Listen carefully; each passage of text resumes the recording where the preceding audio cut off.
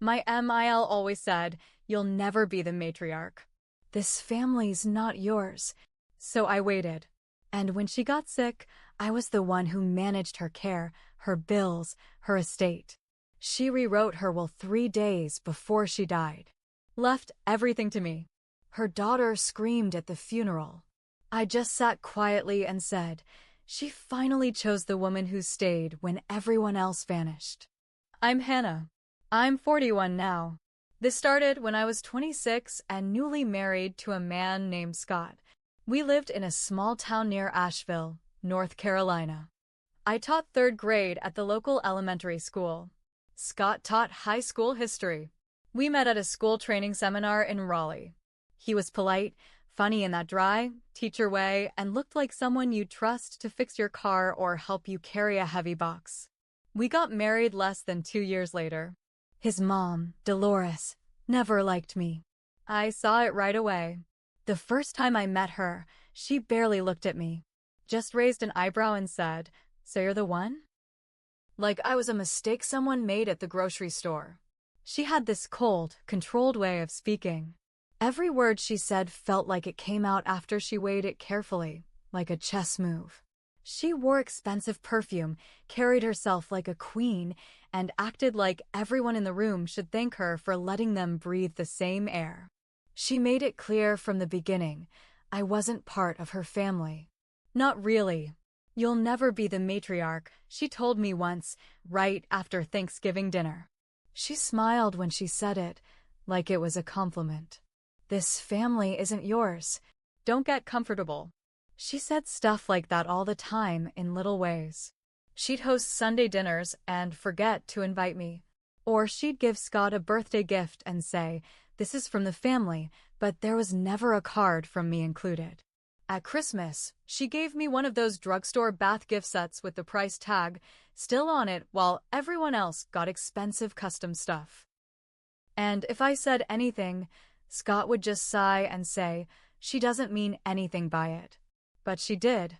She meant every word. Scott wasn't cruel. He just wasn't brave. He'd never stand up to her. Not for me. Not even when I got pregnant. When Ellie was born, I hoped maybe things would change. They didn't. Dolores came over, held Ellie like she was the second coming, and then told me I should try harder to lose the baby weight. "She's got my eyes," she said to Scott, loud enough for me to hear, not like her mother. Still, I tried to keep peace. I smiled. I let her come over. I said yes when she invited Scott and Ellie to her place even when I wasn't welcome. I thought I was doing what good daughters-in-law do. I was wrong. Then Dolores got sick. She was diagnosed with pancreatic cancer at 73, the kind that moves fast. She was strong one day and in a wheelchair 3 weeks later. It hit her like a truck. Allison, Scott's sister, flew in from Charleston when they got the diagnosis. Cried like it was her own funeral. Told everyone she'd move mountains for her mama. Promised she'd be back every weekend. She left 2 days later. We didn't see her again for 5 months. Scott was working long hours. He'd just gotten promoted to assistant principal, and it was all new. He said he couldn't take time off. He said Dolores wouldn't want him to drop everything. So I did it. I made the doctor appointments. I took her to chemo. I cleaned her wounds. I held her up when she was too weak to walk. I changed her sheets at 3 a.m. when the pain medicine made her throw up. I washed her clothes. I made her soft food. I stayed up all night watching her breathe when she was scared to sleep. She never said thank you. Not at first. Just kept criticizing. "The soup is too bland. You put the pillows wrong." That nurse looked at me funny, "Are you sure she's qualified?"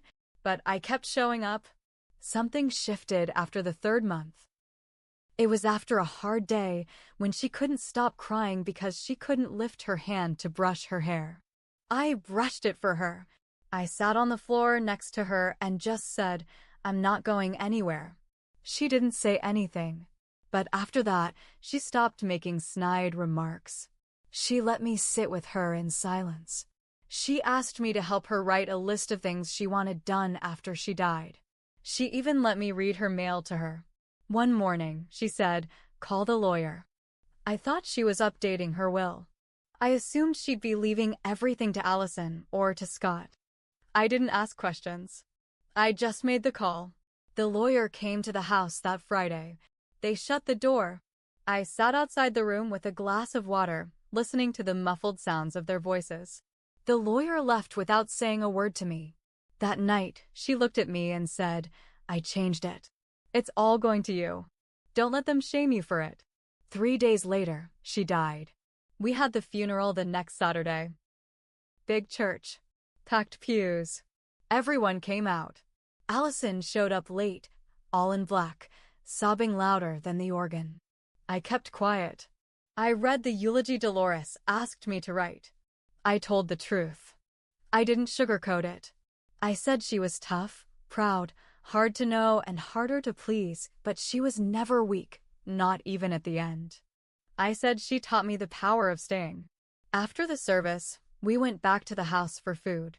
Allison cornered the lawyer in the hallway. When she heard about the will, she screamed like someone had set her on fire. She was sick. "You tricked her," she shouted. "This isn't legal." She didn't know what she was doing. That bitch manipulated her. Everyone stared. I just sat on the couch, sipping sweet tea, and said, "She finally chose the woman who stayed when everyone else vanished." She tried to sue, but Dolores had made everything airtight. Every signature, every instruction, every detail was clear. Allison didn't win. Scott didn't fight it. He just stayed quiet, like he always did. And now I live in the house Dolores once told me I didn't belong in. I manage the family trust she said I'd never touch. I carry the keys to a life she swore I'd never deserve. Funny thing is, I didn't steal it. I earned it. Every minute of it. After the will was settled and the dust from the funeral had barely cleared, things didn't calm down like I thought they would. If anything, they got louder, but in sneakier ways. Allison stopped yelling in public, but behind closed doors, she went into attack mode. She called everyone family friends, church ladies, old neighbors, spreading her version of the story. That I brainwashed her mother. That I isolated her. That I stole what was rightfully hers. At first, it was just gossip. But then people started acting different around me. The grocery store clerk I used to chat with every Thursday barely looked at me. The pastor's wife from Dolores Church stopped inviting me to charity events. Even Ellie's Sunday school teacher told me she was praying for me to find my way back to the truth. Scott didn't help. He said he was stuck in the middle. Told me, try to see it from her side. Her side? She lived 3 states away, showed up twice in a year, and screamed at the funeral like it was a performance. But I didn't argue. I was too tired to fight 2 battles at once. The real twist came 6 months later. One afternoon, I came home from work to find a certified letter in the mailbox. A claim against Dolores' estate. Not from Allison. This time it was from an old friend of Dolores, someone named Judith Kessler. Said Dolores promised her a piece of land back in the 80s, and she wanted it now. Said I had no right to it. I'd never even heard of this woman. The land in question? It was the 5-acre lot behind the main house. The one I was planning to sell to help pay for Ellie's college in a few years. Turns out, Dolores had co-signed a sketchy agreement in 1986, one that didn't go through at the time, but now this woman had a notarized copy. The timing was no accident. Allison was behind it. I found out later she'd reached out to Judith, told her Dolores had died, told her she should claim what was hers before the gold digger sold it off. My lawyer said the claim might hold up. Even if it didn't, fighting it would take time and money I didn't have. So I had to settle. I gave up half the land just to make the lawsuit go away. It stung. Dolores had handed me everything, and now pieces of it were slipping through my fingers. I thought Scott would be angry on my behalf.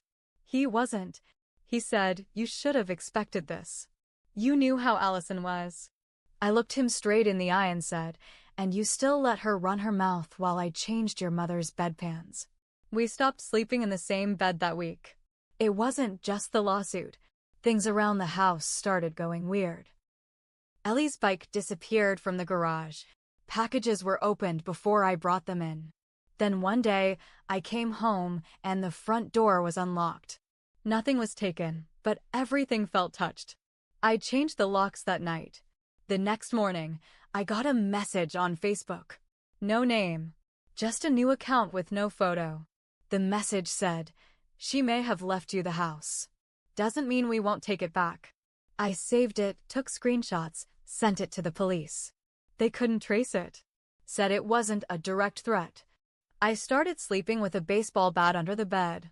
And through all of it, Scott just faded. He came home late. Left early. Said work was intense. I didn't press him. I already knew what was coming. 2 months after the lawsuit, he told me he was moving out. Said he needed space to think. Didn't say he was going to Allison's, but I saw the suitcase in the trunk when I pulled into the driveway. It was one of the ones Dolores gave him. He moved in with his sister. Said it was temporary. That was over a year ago. Now it's just me and Ellie in this house. The one I earned with blood and time and silence. Dolores' photo still hangs in the hallway. Sometimes I think about taking it down. But then I remember everything. And I leave it right where it is. Let her watch. A few weeks after Scott moved out, I started noticing someone was watching the house. It began with little things. A parked car at the end of the block that didn't belong to any of the neighbors. Same car, different times. A blue Chevy Malibu with a cracked rear window. Sometimes it was there early in the morning. Sometimes at night. Always just sitting there. No one ever got out. Then one morning, Ellie came into the kitchen holding a small envelope. It was stuck in the screen door, she said, chewing on a piece of toast. Inside was a single photo. It was of me, sitting on the front porch with my laptop, a coffee mug in my hand. The photo was taken from the street. Zoomed in a little blurry, but clearly me. There was no note. No name. Just the photo. I filed a report. The officer said he'd keep an eye out, but we both knew there wasn't much they could do. No direct threat. No crime. Just more fear. That weekend, I bought 2 motion cameras and mounted them myself. One at the front door, one facing the driveway. The next morning, the Chevy Malibu was gone. 2 days later, the cameras were ripped off the siding. Just gone. Wires torn, plastic bits scattered across the yard like broken bird bones. I didn't sleep that night. Ellie started having nightmares. She'd crawl into bed with me around 2 a.m., shaking.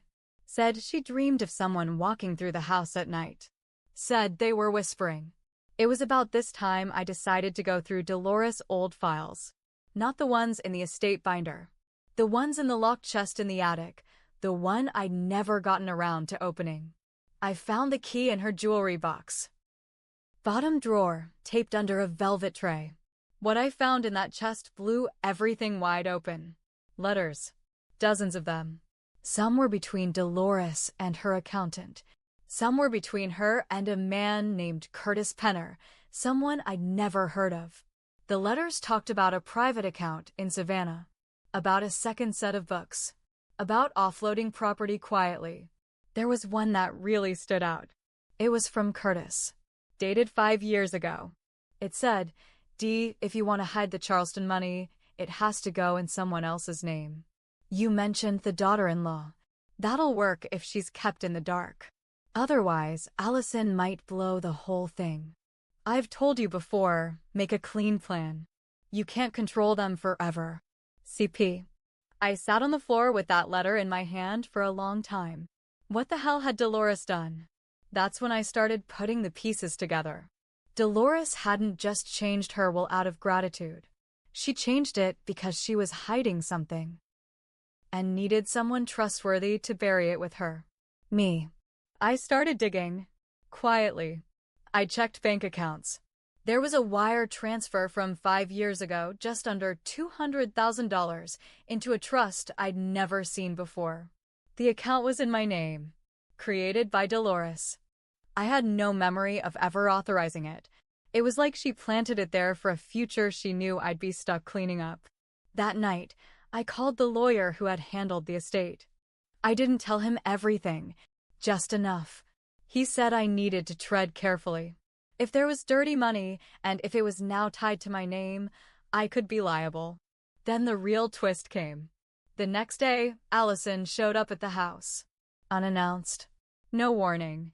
Just pulled into the driveway like it was still hers and rang the doorbell with the back of her knuckles like always. I didn't open the door. She yelled through the glass, "I know about Savannah. I know about the money. You think she picked you? She used you." I still didn't open. She pounded on the door again. "It's in your name. That means if the IRS starts digging, you're the one who goes down, not me." Then she got quiet. Too quiet. "I want what I'm owed," she said through the crack in the doorframe. "We can work something out. Otherwise, I'll make sure you lose everything, including your kid." She left a folder on the porch. Inside were copies of documents, bank transfers, notes, signatures, some mine, some forged, all tied to the estate. I realized right then Dolores didn't just leave me the family legacy. She left me the liability, the mess, the cover-up, and now I was holding a ticking time bomb. I sat on the couch that night holding that folder in my lap. The house was quiet, too quiet. Ellie had gone to bed early. The weight of what Dolores had done settled over me like wet cement. She didn't pick me out of love. She picked me because I was steady, quiet, reliable. Someone she could trap in her mess without raising suspicion. I should have seen it. I'd ignored all the red flags because I wanted to win. I wanted to prove to her, to Scott, to everyone, that I deserved a seat at the table. And now I was the one holding all the secrets. I didn't sleep. I spent the night reading everything in that folder. Allison had copies of letters, account statements, even a copy of my signature on that trust one never remembered signing. And then, tucked in the back, was the worst one, a letter from Dolores to her accountant, instructing him to shift the risk to me in case anything ever came back to bite them. Scott knew. There was a note from him, too, initialed with his handwriting. "Agreed, Hannah will never ask questions." I felt sick. I had been played from the start, and then I made my decision. The next morning, I took everything, the folder, the letters, the bank statements, the fake trust account info, and drove straight to a law office in Asheville. Not my lawyer. A federal white-collar crime specialist. I laid everything on his desk. "I think I've been made part of a money laundering scheme," I said. I didn't know. But I know now. He read through it all, took it seriously, and then asked me the question that changed everything. "Do you want immunity?" I said yes. I gave it all up, every name, every detail, every date. I told them how Dolores shifted money through old land deals, hidden accounts, and charity fronts. How Scott helped cover the transfers by managing funds through school contracts. How Allison tried to extort me using knowledge of the estate. I handed them everything, and I made sure I left nothing out, including my own silence. The investigation lasted 7 months. During that time, I stayed quiet. I didn't speak to Scott. I blocked Allison's number. I kept Ellie close. We lived small. We watched for shadows in the driveway again. Then the indictments came. Scott was arrested first, fraud, aiding and abetting obstruction. Turns out he'd helped forge some of the paperwork when Dolores was too sick to do it herself. His name was on 3 fake donations that never made it to their supposed charities. Allison went next. Conspiracy, extortion, and money laundering. She tried to run. They caught her in Savannah at a bank. The one where the fake trust was opened. The estate was frozen. Most of it. But the court let me keep the house because I'd cooperated and because the property itself wasn't purchased with dirty money. Everything else, the trust, the accounts, the land, was seized. It hurt. But I felt free. At the sentencing, I sat in the back row. Scott wouldn't look at me. Allison glared like she wanted to burn holes in my skull. When the judge read the terms, 4 years for Scott, 6 for Allison, I didn't smile. I didn't clap. I just stood up and walked out of the courtroom. Outside, a reporter tried to ask me questions. Did you know about the scheme the whole time? Do you feel guilty for turning in your own husband? Would you do it again? I looked her in the eye and said, I stayed. They gambled. And in the end, Dolores picked the wrong woman to manipulate. Back home, I took down Dolores' picture. I didn't hang anything in its place. The walls stayed bare. Ellie asked me once, are we the bad guys now? I told her the truth. We were. But we fixed it. And that's how I became the matriarch of a family that tried to destroy me. Not because I was the strongest, but because I was the last one left standing. The one who stayed until staying meant standing alone. And this time, I chose myself.